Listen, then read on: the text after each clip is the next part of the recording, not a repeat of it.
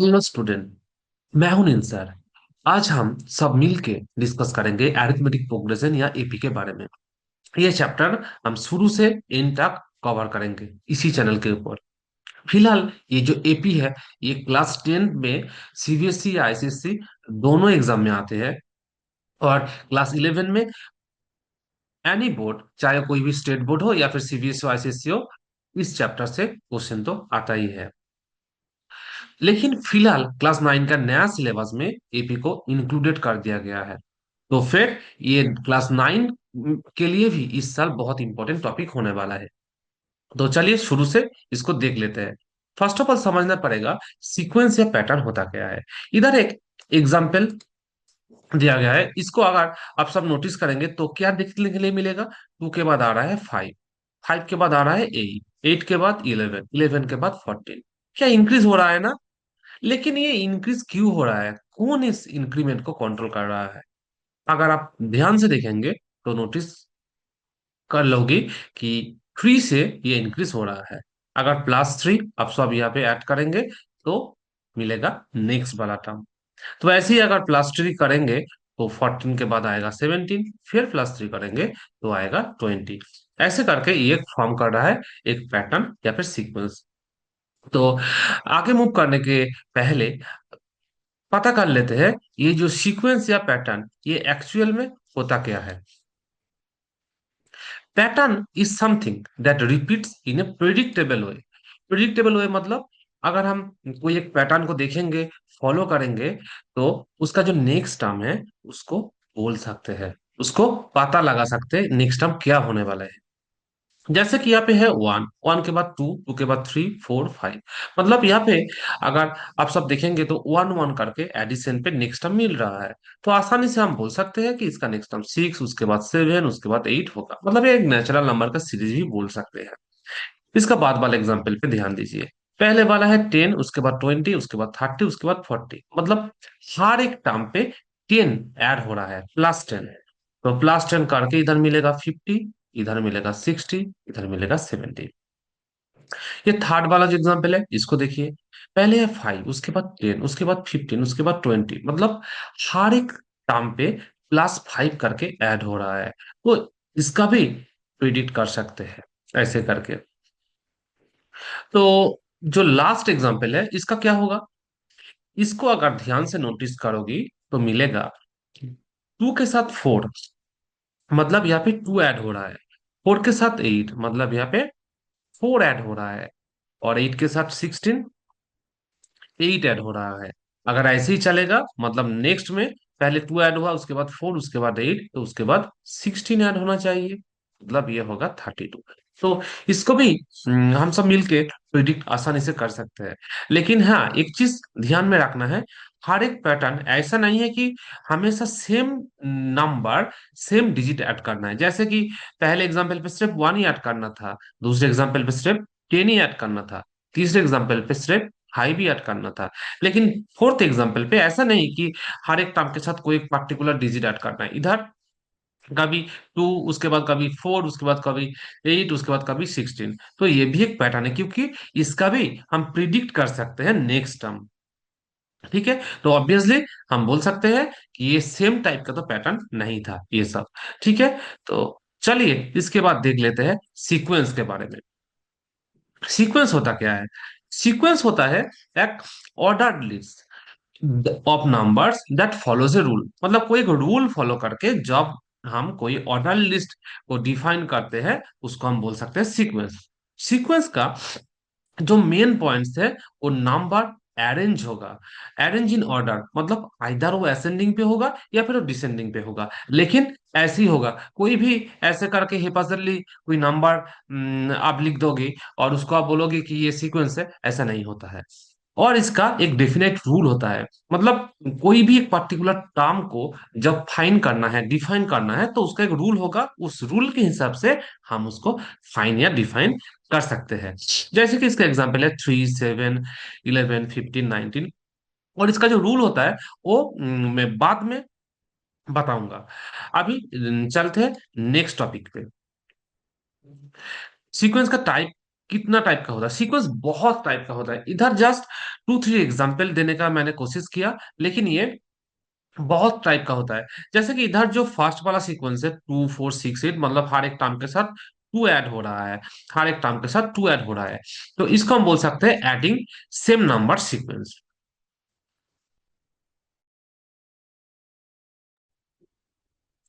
और दूसरा जो है उसको हम बोल सकते हैं मल्टीप्लाई। मल्टीप्लाइंग मतलब एक टर्म के साथ दूसरा टर्म मल्टीप्लाई करके मिल रहा है, जैसे कि 3 के साथ 2 मल्टीप्लाई करके 6 मिल रहा है, 2 के साथ 6 के साथ 2 मल्टीप्लाई करके 12, 12 के साथ फिर से 2 मल्टीप्लाई करके 24, ऐसे ही। और ये थर्ड वाला जो पैटर्न है, ये एक पिसल पैटर्न है। इस पैटर्न में अगर ध्यान से देखोगी तो क्या हो रहा है, कोई भी दो टर्म का एडिशन थर्ड टर्म आ रहा है, कोई भी दो टर्म का एडिशन थर्ड टर्म आ रहा है, कोई भी दो टर्म का एडिशन से थर्ड टर्म आ रहा है। ये जो स्पेशल पैटर्न है इसका एक नाम भी है, इसका नाम है फिबोनाची सीरीज। हाँ, लेकिन फिबोनाची सीरीज का फर्स्ट टर्म 0 से स्टार्ट होता है। ठीक है, कोई बात नहीं, ये सब अभी इतना डिटेल्स जानने का कोई जरूरत नहीं, ये जस्ट एक एग्जाम्पल के लिए मैंने यहाँ पे दिखाया। अब जो भी सीक्वेंस रहेगा, हर एक टाइम जो सीक्वेंस के साथ एडिशन ही करना है तो ही कोई दूसरा टर्म मिलेगा, ऐसा जरूरी नहीं है। आप देखते हैं यहाँ पे जो पैटर्न या पे सीरीज है, इसको थोड़ा समझते हैं यहाँ पे हो क्या रहा है। पहले टर्म है 2, दूसरा टर्म है 5, तीसरा टर्म है 8, और फोर्थ टर्म है 11। तो इधर अगर एक चीज नोटिस करेंगे तो 5 के साथ अगर 2 माइनस करेंगे तो यहाँ पे मिलेगा 3। फिर 8 के साथ अगर 5 को माइनस करेंगे तो मिलेगा फिर से 3, और 11 के साथ 8 माइनस करने पे भी 3। तो हमेशा ये जो डिफरेंस, ये डिफरेंस सेम आ रहा है। क्यों आ रहा है और इसका मतलब क्या है, चलिए इसके बारे में भी समझ लेते हैं। अब आते हैं इसका जो कॉन्सेप्ट, कॉमन डिफरेंस। तो जब कोई भी एक सीक्वेंस या सीरीज रहेगा या फिर कोई पैटर्न रहेगा, और उसके अंदर दो टर्म के अंदर डिफरेंस सेम होगा, या फिर दो टर्म के अंदर जो डिफरेंस है, फर्स्ट ऑफ ऑल वो डिफरेंस को चेक करना पड़ेगा सेम या नहीं। When difference between consecutive terms is same, then it's called the common difference। जैसे कि ये एग्जांपल में अभी अभी देखा कि 5 - 2 करेंगे तो भी 3 मिलेगा, या फिर 8 - 5 वो भी 3 देगा, या फिर 11 - 8 वो भी 3 देगा। In each and every case the difference is same, so it's called common difference. और ये कॉमन डिफरेंस को डी से नोटिफाई किया जाता है, डी से लिखा जाता है। तो आप स्टार्ट करते हैं मेन टॉपिक पे कि डेफिनेशन क्या है अरिथमेटिक प्रोग्रेस का। अरिथमेटिक प्रोग्रेशन या फिर एपी, कोई भी एक सीक्वेंस को हम एपी बोल सकते हैं कब, जब उस सीक्वेंस का जो डिफरेंस है between consecutive term, difference between consecutive term मतलब अभी अभी क्या बोला, डी, मतलब कॉमन डिफरेंस। तो फिर कोई भी एक सीक्वेंस को अरिथमेटिक प्रोग्रेस बोल सकते हैं अगर difference between consecutive term is constant, मतलब कॉमन डिफरेंस सेम है, कॉमन डिफरेंस कांस्टेंट हो, तभी बोल सकते हैं। जैसे कि ये जो सीरीज है, यहाँ पे कोई भी एक दो टर्म अगर ले लो तो फिर इसका क्या मिलेगा, कॉमन डिफरेंस हमेशा 3 मिलेगा। जैसे कि 5 - 2 3, 8 - 5 3, 11 - 8 वो भी 3, 14 - 11 वो भी 3। अच्छा, यहाँ पे एक चीज बता दूंगा कि ऐसे आप सबको लग रहा है कि हमेशा मैं सेकेंड टर्म से फर्स्ट टर्म क्यों सब्ट्रैक्ट कर रहा हूँ, ऐसा जरूरी नहीं है। कोई भी सीक्वेंस पे हम फर्स्ट टर्म से सेकेंड टर्म भी सब्ट्रैक्ट कर सकते हैं, लेकिन एपी का जो मैथ्स होगा वो कैलकुलेशन करने के टाइम पे इसको ध्यान देना है कि सेकेंड टर्म से फर्स्ट टर्म सब्सट्रैक्शन का, या फिर ये रूल इन जनरल सेट किया गया। इसका एक रीजन है, क्योंकि नॉर्मली जो सीक्वेंस होता है वो इंक्रीजिंग ऑर्डर पे होता है। इंक्रीजिंग ऑर्डर पे होता है मतलब फर्स्ट टर्म से सेकेंड टर्म बड़ा होगा, सेकेंड टर्म से थर्ड टर्म और भी बड़ा होगा। तो फिर अगर हम first term minus second term करेंगे, अगर हम फर्स्ट माइनस सेकेंड करेंगे तो क्या होगा, फर्स्ट टर्म तो छोटा और सेकेंड टर्म बड़ा, मतलब इसका तो सब्सट्रैक्शन नेगेटिव में आएगा। इसको अवॉइड करने के लिए रूल्स ही ऐसे बनाया गया कि अगले वाला टर्म से उसका पिछले वाला टर्म को सब्सट्रैक्ट करना है। ओके, आई होप ये चीज समझ में आया। चलिए नेक्स्ट पे जाते हैं कि जनरल फॉर्म क्या होता है एपी का। तो एपी का एक जनरल फॉर्म जो होता है वो ऐसे होता है। अगर फर्स्ट टर्म ए है तो सेकंड टर्म होगा a plus d, third term होगा a plus two d, fourth term होगा ए प्लस थ्री डी। तो ऐसा दिख के तो ये लग रहा है कि ये तो कॉमन डिफरेंस सेम नहीं है। चलिए इसको थोड़ा और डिटेल्स में एनालाइज करते हैं। तो मैंने बोला फर्स्ट टर्म ए होगा, कॉमन डिफरेंस हमेशा सेम। तो ए को फर्स्ट टर्म मान लेते हैं और कॉमन डिफरेंस को डी मान लेते हैं। तो सेकेंड टर्म मतलब कॉमन डिफरेंस ऐड करना होता है, तभी तो एक सीक्वेंस बनता है या फिर सीरीज बनता है। तो ए के साथ अगर डी ऐड करेंगे तो सेकेंड टर्म मिल जाएगा। तो इसका जो थर्ड टर्म है उसके लिए क्या करना पड़ेगा, ये जो टर्म था इसके साथ फिर एक डी जोड़ना पड़ेगा। और इसका नेक्स्ट टर्म के लिए फिर जो टर्म पिछले वाला टर्म था उसके साथ और एक डी जोड़ना पड़ेगा। तो मतलब यहाँ पे आ क्या रहा है, पहला वाला टर्म तो यही है, दूसरा वाला टर्म ए प्लस डी है, और थर्ड टर्म आ गया ए प्लस टू डी। ऐसे करके फोर्थ टर्म आ गया ए प्लस थ्री डी। होप ये चीज समझ में आया। तो मतलब अगर डी डी करके इंक्रीज हो रहा है तो इसीलिए पहले वाले में डी नहीं था, उसके बाद डी ऐड हुआ, फिर two D three D four D ऐसे करके हो रहा है। ये होता है कोई भी एक एपी का जनरल फॉर्म। अब आते हैं ये जो एपी पढ़ेंगे, ये एपी का रियल लाइफ पे कोई एग्जांपल होता है, रियल लाइफ में इसका कोई भी जगह पे इसका कोई असर पड़ता है। यस, रियल लाइफ में अगर आप सब ने 50 रुपीज करके सेविंग करेंगे एवरी वीक या फिर एवरी डे, तो फर्स्ट वीक पे कितना सेविंग होगा, मतलब अकाउंट में कितना रहेगा 50 रुपीज। सेकेंड वीक में क्या होगा, 50 रुपीज के साथ सेकेंड वीक का 50 रुपीज जोड़ जाएगा। थर्ड वीक पे क्या होगा, तो पहले 2 वीक का दो 50 रुपीज और उसके साथ तीसरे बार 50 रुपीज आ जाएगा। मतलब क्या हुआ, 50 रुपीज, उसके बाद हुआ 100 रुपीज, उसके बाद हुआ 150 रुपीज। तो इधर कितना का कॉमन डिफरेंस आ रहा है, लास्ट 50, मतलब 50 का कॉमन डिफरेंस आ रहा है। तो ये एक रियल लाइफ एग्जांपल है। कोई भी किसी भी आदमी किसी भी पर्सन अगर सेविंग्स कर रहा है तो एक एपी का एग्जांपल। और सेकंड है स्टेयर के स्टेप। तो स्टेयर पे अगर हम जब हम चढ़ते हैं तो क्या होता है, स्टेयर का स्टेप 1 2 3 4 ऐसे करके रहता है ना। तो यहाँ पे हर एक स्टेप के अंदर कितना गैप है, 1 का गैप है। तो ये भी एक एग्जाम्पल है अरिथमेटिक प्रोग्रेशन का।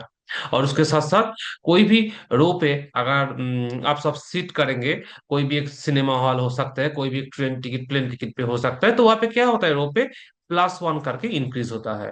तो रियल लाइफ पे इसका एग्जाम्पल बहुत जगह पे मिल सकता है। तो एक चीज कंक्लूड कर सकते हैं कि मैथमेटिक्स एवरीवेयर, हर एक जगह पे मैथमेटिक्स है। तो शायद आप सबको लग रहा है कि सिर्फ एपी का एग्जाम्पल होता है रियल लाइफ में, ऐसा जरूरी नहीं। अभी अभी एक सीरीज के बारे में पढ़ा आप सबने, जिसका अभी तो फिलहाल एग्जाम्पल जस्ट समझने के लिए मैंने बोला था, ये रियल लाइफ, ये एक्चुअली एग्जाम के पॉइंट ऑफ व्यू से अभी जरूरत नहीं है, लेकिन फिर भी बता देता हूँ। ये जो फिफ्थ सीरीज मतलब फिबोनाची सीरीज के बारे में अभी अभी मैं बात किया।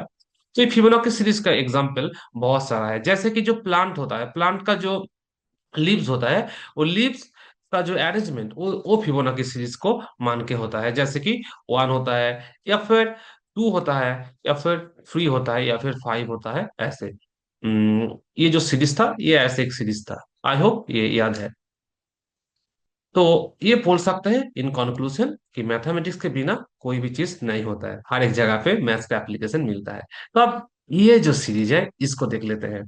पहले है 2, उसके बाद है 6, उसके बाद है 18, उसके बाद है 52। तो चलिए देख लेते हैं इस सीरीज में हो क्या रहा है। 6 - 2 ऐसे करके डिफरेंस निकालेंगे। अगर आप 2 - 6 करना चाहते हैं, फाइन, कोई बात नहीं। लेकिन माइनस को अवॉइड करने के लिए ऊपर वाला जो टर्म है, मतलब सेकेंड टर्म से फर्स्ट टर्म सब्सट्रैक्ट करना इजी रहेगा या फिर बेस्ट रहेगा। फिर 18 - 6 यहाँ पे आ जाएगा कितना, 12। फिर 54 - 18 यहाँ पे आ जाएगा कितना, 36। तो फिर पहले टर्म 4 मतलब कॉमन डिफरेंस, दूसरा कॉमन डिफरेंस 12, तीसरा कॉमन डिफरेंस 36। तो सॉरी, इसको तो कॉमन डिफरेंस बोल ही नहीं सकते हैं, इसको बोल सकते हैं सिर्फ डिफरेंस। तो ये कोई कॉमन डिफरेंस नहीं है। तो ये कोई एपी सीरीज नहीं है, it is not an AP series. I hope समझ में आया। एपी सीरीज होता तो क्या होता, ये जो डिफरेंस है वो सेम होता, मतलब एक कॉमन डिफरेंस मिल जाता। तो आप ये जो सीरीज है इसको देखना है एपी पे है क्या नहीं। तो मैं एक बोल देता हूँ जो पहले में है, +3 मिल जाएगा, इसको भी +3 मिल जाएगा, इसको भी +3 करो, दूसरा टर्म मिल जाएगा। तो कॉमन डिफरेंस कोई भी दो टर्म के अंदर, ऑब्वियसली कॉन्जिक्यूटिव टर्म, ध्यान रखना कोई भी दो टर्म, मतलब ऐसा नहीं कि 16 के साथ 7 का सब्ट्रैक्ट करेंगे और कॉमन डिफरेंस के साथ ये मैच होना चाहिए, ऐसा जरूरी नहीं और ऐसा होगा भी नहीं। कॉमन डिफरेंस मतलब कोई भी कॉन्जिक्यूटिव दो टर्म, इसका अंदर डिफरेंस सेम है, तो ये ऑब्वियसली एपी में ही है। तो बाकी ये जो दो सीरीज है, ये होमवर्क रहेगा, तो घर पे इस चीज के बारे में ध्यान से सोचना, आई होप समझ में आ जाएगा। अब आते हैं, ये जो चैप्टर का फर्स्ट पार्ट आज हम सब मिलके किया, उसके अंदर क्या क्या सीखा। फर्स्ट ऑफ ऑल, जो टॉपिक सबको समझ में आया होगा कि सीक्वेंस पे एक रूल होता है, लेकिन वो रूल फॉर्म कैसे करता है वो हम कई दूसरे दिन सीखेंगे। अभी तो पता चला कि अरिथमेटिक प्रोग्रेस होगा तो a+d ऐसे करके होगा, कोई भी एक टर्म उसके साथ कॉमन डिफरेंस जुड़ेगा तो उसका नेक्स्ट टर्म आ जाएगा। तो एपी का अंदर डिफरेंस कांस्टेंट है, ये समझ में आया, और वो डिफरेंस को हम बोलते हैं कॉमन डिफरेंस, जिसको डी से हम लिखते हैं, जैसे कि फर्स्ट टर्म ए और कॉमन डिफरेंस डी। होप कोई दिक्कत है नहीं जो भी आज क्लास में हुआ। तो नेक्स्ट क्लास में हम सीखेंगे कि कैसे हम 100 टर्म को विदाउट सीक्वेंस लिख के फाइंड कर सकते हैं। जैसे कि अगर कोई भी एक सीक्वेंस है, उस सीक्वेंस का अगर 100 टर्म निकालना है, जैसे कि मैं एक एग्जांपल देता हूँ। मान लो ऐसे ही सीक्वेंस था 3, 5, 7, 9 ऐसे करके, इसका 100 टर्म कितना होगा? या फिर अगर ऐसा कोई सीरीज रहेगा 15, 30, 45, तो ये फर्स्ट टर्म, ये सेकेंड टर्म, ये थर्ड टर्म, तो इसका 100 टर्म कितना होगा? ऐसे करके लिख लिख के अगर 100 टर्म निकालना होगा, तो एग्जाम का तो बेल बच जाएगा और एग्जाम एक क्वेश्चन सॉल्व करने में ही निकल जाएगा टाइम। तो इसके लिए एक ट्रिक्स है, जो नेक्स्ट क्लास में हम सब मिलके डिस्कस करेंगे और सोचेंगे और सीखेंगे भी। अभी इतना तक देखने के लिए थैंक यू टू ऑल। ऐसे ही जुड़े रहो ये चैनल के साथ, जिस चैनल के अंदर ये सब कुछ चीज आसान करके समझाऊंगा, मैथ को ऐसे ही आसान भी बनाते रहूंगा। Thank you.